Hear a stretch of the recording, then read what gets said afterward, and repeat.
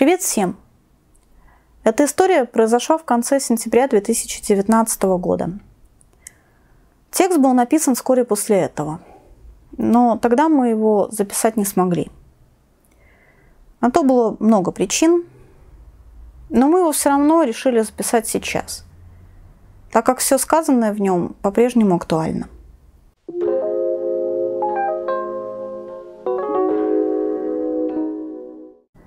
В японском буддизме есть понятие гоэн.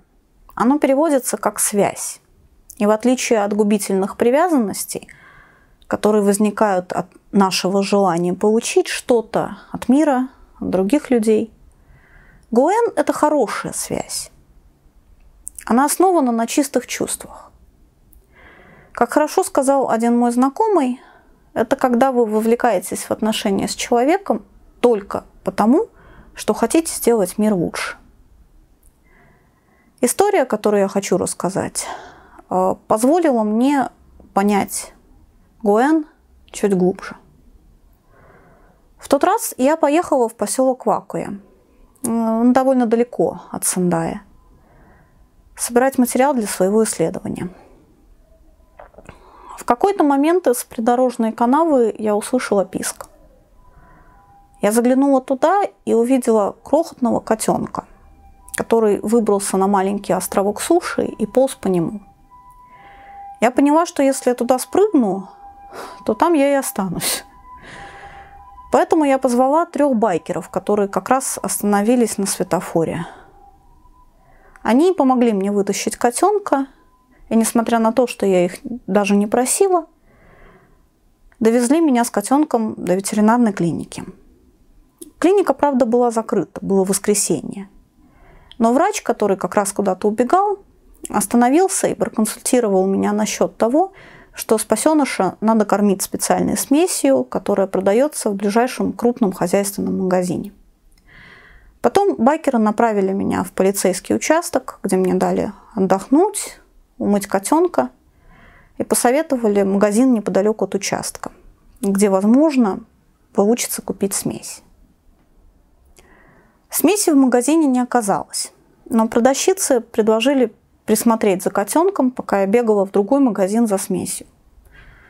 Потом мы все вместе ее готовили, кормили котенка, который очень быстро понял, что надо сосать соску, а не пытаться присосаться к моей руке.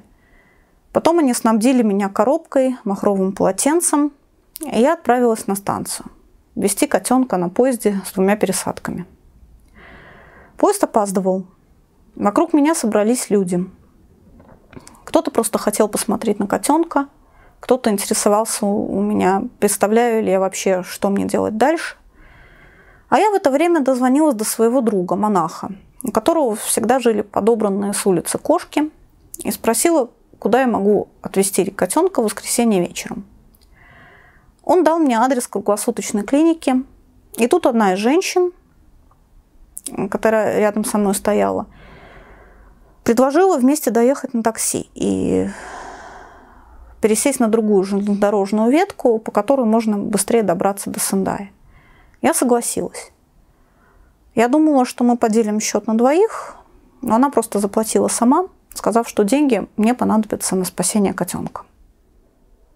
В поезде я больше всего боялась, что котенок начнет пищать. И, как вы понимаете, он начал. Ему было страшно, он опять хотел есть, так что он стал очень громко орать. Я ждала, что люди возмутятся. Но нет. Меня опять окружили, я выслушала кучу добрых слов. Одна женщина из Токио взяла у меня телефон, сказала, что поспрашивает своих друзей, не нужен ли им котенок. В общем, я доехала в очень позитивной атмосфере, и к тому моменту, как я села в следующее такси уже до клиники, котенок был сыт и спал у меня на руке в коробке. Таксист его поначалу даже не заметил. Но потом он все-таки спросил, что у меня с рукой, почему она в коробке. Мне пришлось объяснить, что на ней спит котенок. Тогда таксист выключил счетчик и дальше вез меня бесплатно. В клинике с меня тоже не взяли денег. Правда, предупредили, что шансов мало, потому что у котенка было очень сильное переохлаждение. Домой меня довезли другие клиенты клиники, причем Жена осталась в клинике со своим котом, а муж повез меня, чтобы нам с котенком не пришлось долго ждать.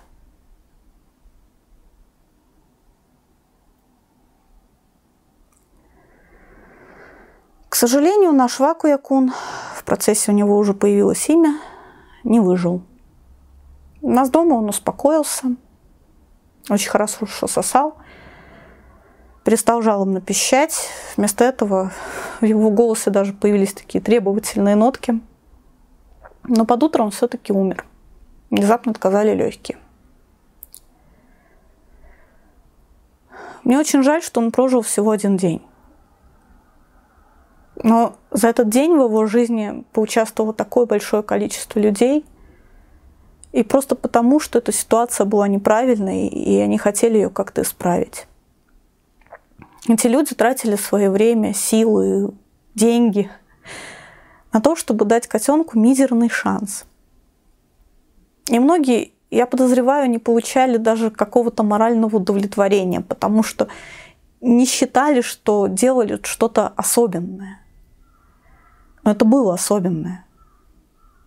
Это было такое правильное воплощение понятия гоэн, когда вот эта вся куча людей собралась вместе ради заботы о крошечном существе.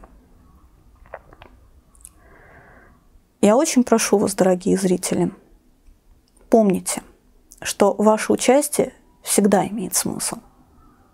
Даже если вы просто улыбнетесь, скажете слова поддержки тому, кто делает что-то хорошее, это будет иметь значение. Это очень важно и очень правильно.